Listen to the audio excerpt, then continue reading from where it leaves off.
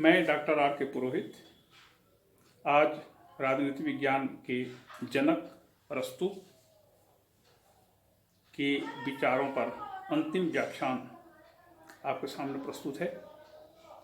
आपका स्वागत करता हूँ। हमने पिछले व्याख्यानों में अरस्तु के द्वारा प्रतिपादित राज्य संबंधी विचारधारा, क्रांति, दास प्रथा, संपत्ति, न्याय, नागरिकता, इन विभिन्न विचारों पर हमने व्याख्यान प्रस्तुत किया।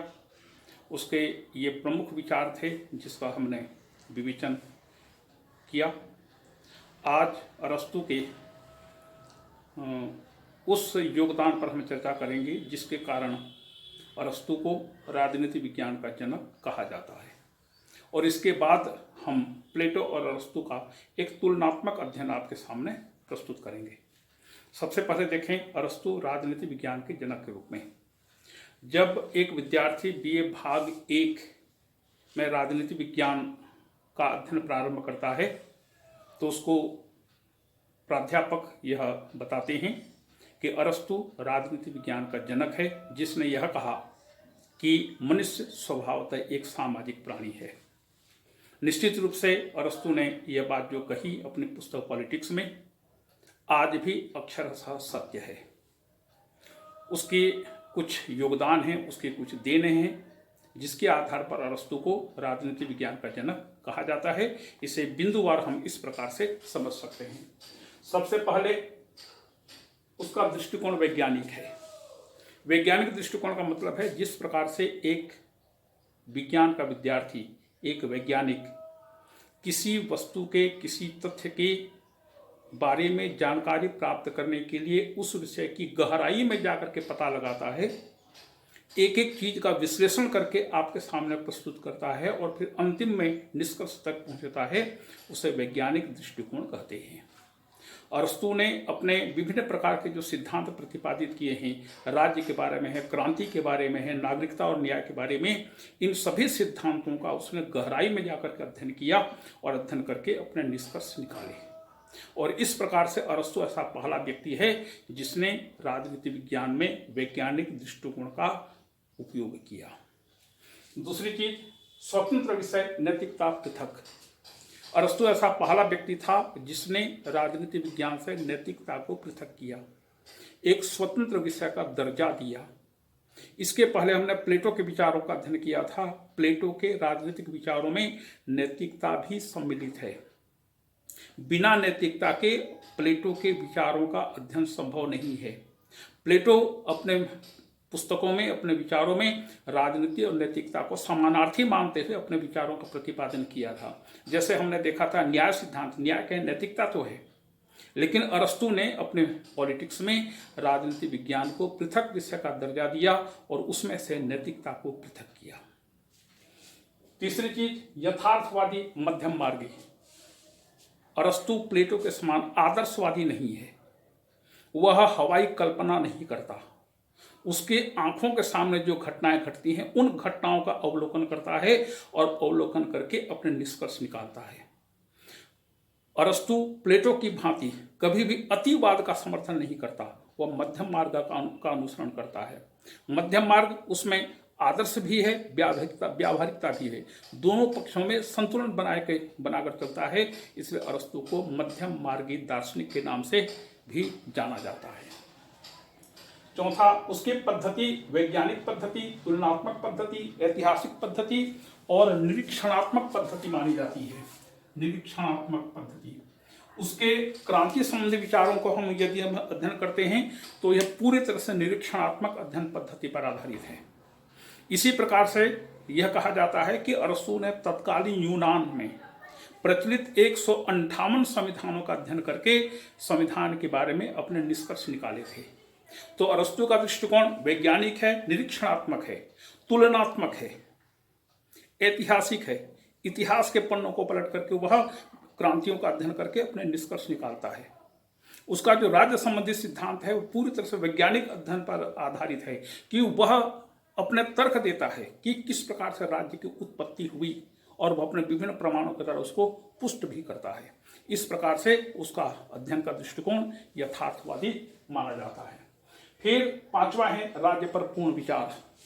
अरस्तु ऐसा पहला वैज्ञानिक है, पहला दार्शनिक है जिसने राज्य के बारे में अपने विचारों का इस ढंग से प्रतिपादन किया है कि आज 2500 वर्ष बीत जाने के बाद भी अरस्तु के विचार आज तक खंडित नहीं किए जा सके।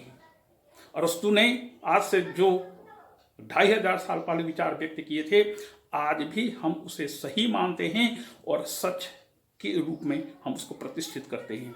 तो अरस्तु ने राज्य के बारे में जो विचार अभिव्यक्त किए हैं वो इतने महत्वपूर्ण हैं, अरस्तु का राजनीतिक ज्ञान के प्रति इतना अमूल्य देन है कि उसका किसी प्रकार से मोल संभव नहीं है। इन 5 कारणों से अरस्तु को राजनीतिक विज्ञान का जनक माना जाता है।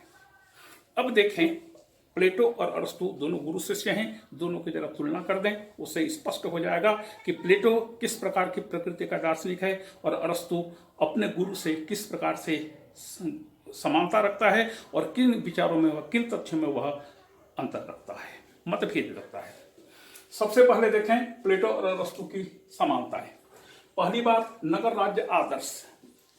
प्लेटो और अरस्तु दोनों के लिए नगर राज्य आदर्श है, बड़े बड़े साम्राज्य आदर्श नहीं है। प्लेटो तो अपने दी लास में वर्णित उप आदर्श राज्य में राज्य की जनसंख्या भी बिल्कुल निश्चित कर दिया है। प्लेटो के अनुसार उप आदर्श, जिसका वर्णन उसने दी लास में किया है, वह कहता है कि राज्य की जनसंख्या 5040 होनी चाहिए, 5040, न एक कम न एक ज्यादा, बिल्कुल फिक्स जनसंख्या। मतलब वह पोलिस का समर्थक है, बड़े बड़े साम्राज्यों का समर्थक नहीं है। और अरस्तु का क्या कहना, अरस्तु तो कहता है कि व्यक्ति से विकास की जो प्रक्रिया प्रारंभ हुई, परिवार और गांव के बाद राज्य में जाकर के थम गई, राज्य के बाद राज्य का अगला विकास का कोई स्टेप, कोई कदम नहीं है। तो इस प्रकार से दोनों विचारकों की दृष्टि में नगर राज्य ही आदर्श है। दूसरी बात, दास प्रथा का समर्थन। यद्यपि प्लेटो ने अपने रिपब्लिक में या किसी पुस्तक में दास प्रथा का स्पष्ट रूप से समर्थन नहीं किया है, लेकिन प्लेटो की रिपब्लिक वर्णित जो उत्पादक वर्ग हैं उनकी स्थिति दासों के समान ही है। तो इस प्रकार से माना जाता है कि प्लेटो भी दास प्रथा का समर्थन करता है। अरस्तु तो दास प्रथा का पक्षपाती था ही, उसने दास प्रथा का समर्थन भी किया है। यद्यपि उसके विचारों में थोड़ी सी सुधारवादी दृष्टिकोण हमको देखने को मिलता है, थोड़ा सा माइल्ड या उदार दास प्रथा का समर्थक है, लेकिन फिर भी दास प्रथा का समर्थन तो वह करता ही है। तीसरी बात, शिक्षा अनिवार्य निःशुल्क राजकीय। दोनों विचारक शिक्षा को जीवन का अभिन्न अंग मानते हैं और उनका यह मानना है कि राज्य में शिक्षा पद्धति राज्य के द्वारा संचालित होनी चाहिए। यह स्त्री और पुरुषों दोनों के लिए अनिवार्य होनी चाहिए और यह शिक्षा निःशुल्क होनी चाहिए। तो इस प्रकार से दोनों विचारक शिक्षा को अनिवार्य, निःशुल्क एवं राज्य के मानने के पक्षधर हैं। फिर चौथा, सीमित नागरिकता। प्लेटो की रिपब्लिक में वर्णित आदर्श राज्य में नागरिक कितने व्यक्ति होंगे? विशेष करके जिन वर्गों के पास राज्य के संचालन की अहम जिम्मेदारी है, मतलब शासक और सैनिक, इन दोनों ही वर्ग के लोग ही वहां पर नागरिक होंगे, क्योंकि शासन के कार्यों में उनकी सक्रियता हमेशा बनी रहेगी। तो प्लेटो सीमित नागरिकता का समर्थन करता है, जबकि अरस्तु कहता है कि नागरिक वह है जो राज्य के कार्यों में और न्याय के प्रशासन में भाग लेता हो, सक्रिय भूमिका का निर्वाह करता हो, वही नागरिक होगा। जिसके पास अवकाश हो वही नागरिक होगा। इस प्रकार से दोनों विचारक सीमित नागरिकता के पक्षधर हैं। फिर पांचवा है राज्य की सर्वोच्चता। दोनों विचारकों की दृष्टि से राज्य सर्वोच्च संस्था है। प्लेटो को आदर्शवाद का जनक माना जाता है और अरस्तु भी उसी आदर्शवाद का समर्थन करता है, प्रतिपादन भी करता है। प्लेटो के अनुसार राज्य सर्वोपरि है, राज्य के बाहर कुछ भी नहीं है, इसलिए प्लेटो को फासिस्टवादी दार्शनिक भी माना जाता है। और अरस्तु के लिए राज्य ही सर्वोच्च है, राज्य के बाहर कुछ नहीं। अरस्तु भी राज्य की सर्वोच्चता का समर्थन करता है। दोनों ही विचारक आदर्शवाद का समर्थन करते हैं। फिर छठवां, नैतिकता का विकास राज्य में संभव है। दोनों विचारकों की यह धारणा है कि व्यक्ति में जो विवेक का तत्व होता है, इस विवेक का विकास केवल राज्य में ही रह करके संभव है। राज्य के बाहर जीवन संभव हो सकता है, लेकिन राज्य में ही रह करके व्यक्ति के विवेक का विकास हो सकता है। इसलिए राज्य दोनों के लिए जरूरी है, आवश्यक है। फिर सातवां, पूर्ण समानता के पक्षधर दोनों विचारक नहीं हैं। दोनों विचारक राज्य में व्यक्ति और व्यक्ति के बीच असमानता को स्वीकार करते हैं। जैसे प्लेटो के रिपब्लिक में शासक और सैनिक उच्च वर्ग के हैं, उत्पादक वर्ग के लोग निम्न वर्ग में हैं। उत्पादक वर्गों के लिए प्लेटो ने कुछ भी नहीं क्या कहना चाहिए। उनके लिए प्रारंभिक शिक्षा की व्यवस्था की, उसके बाद उसने बोल दिया कि आप लोग जाइए अपना अपना काम एक एक काम करिए। तो उत्पादक वर्ग रिपब्लिक में उपेक्षित है। इसी प्रकार से अरस्तु भी दास प्रथा का समर्थन करता है। नागरिकों और दासों के बीच मनुष्य होने के बावजूद भी दोनों के बीच असमानता को स्वीकार करता है। इस प्रकार से दोनों विचारक असमानता को स्वीकार करते हैं। ये मोटे तौर पर दोनों विचारों के बीच समानता हुई। अब जरा देखें असमानता की ओर। असमानता में पहला है प्लेटो आदर्शवादी, कल्पनालोकी और हवाई योजनाएं बनाने वाला है। आदर्शलोकी, आदर्श क्या है?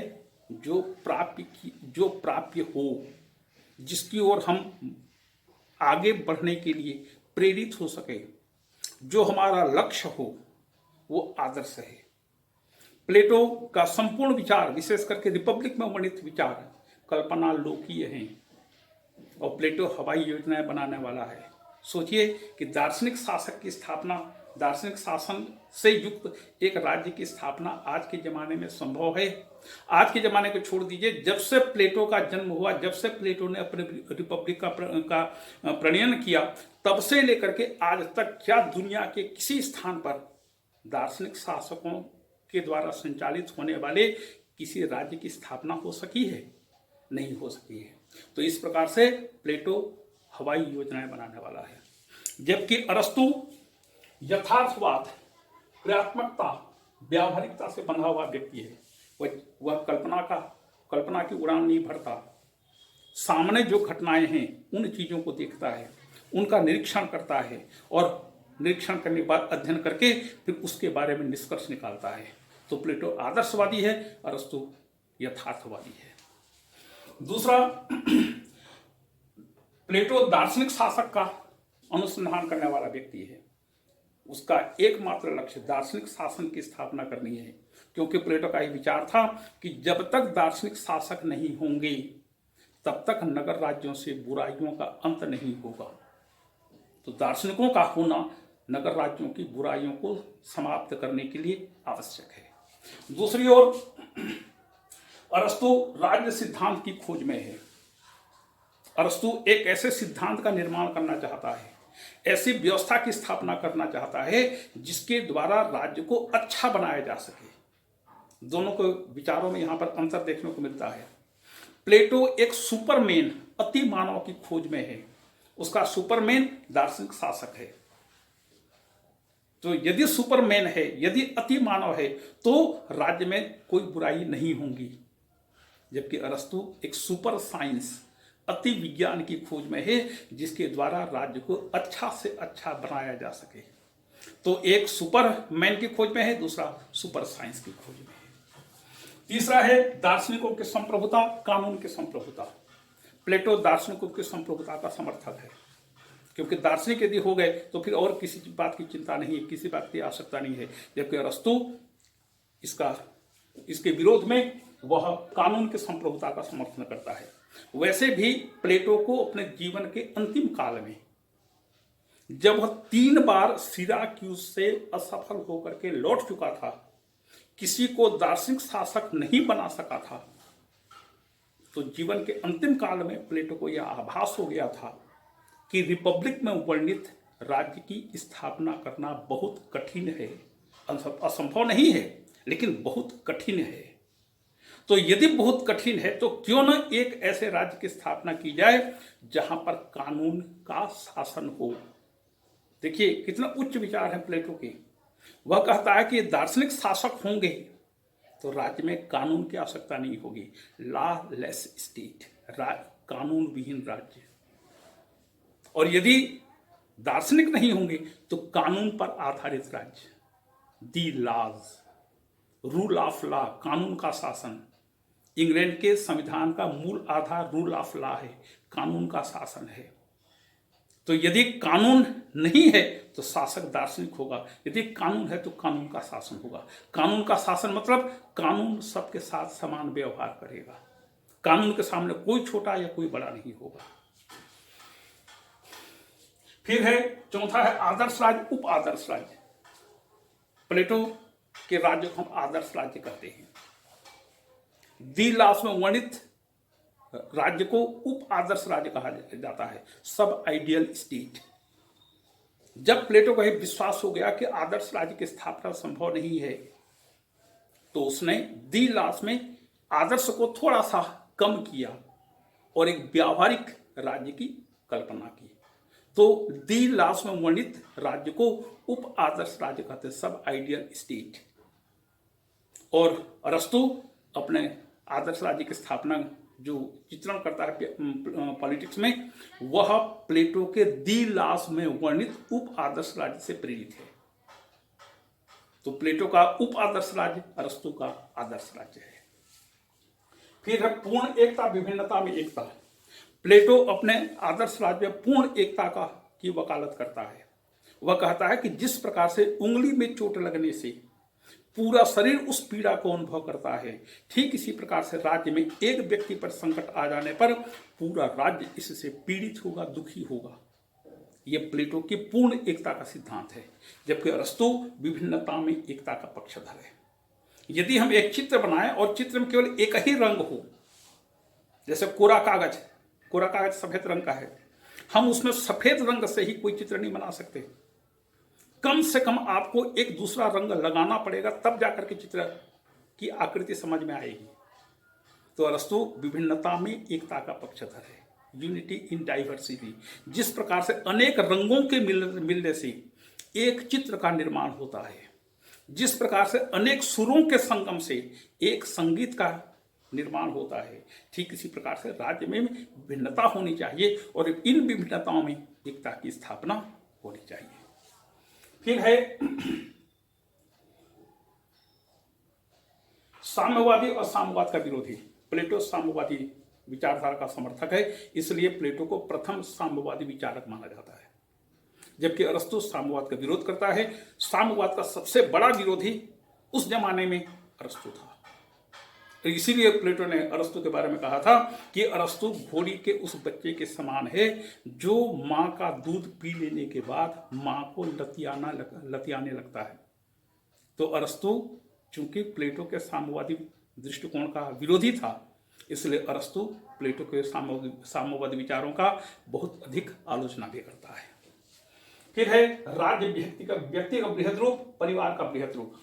प्लेटो के अनुसार the state is a man writ large. राज्य व्यक्ति का बृहद रूप है, व्यक्ति और राज्य में कोई अंतर नहीं है।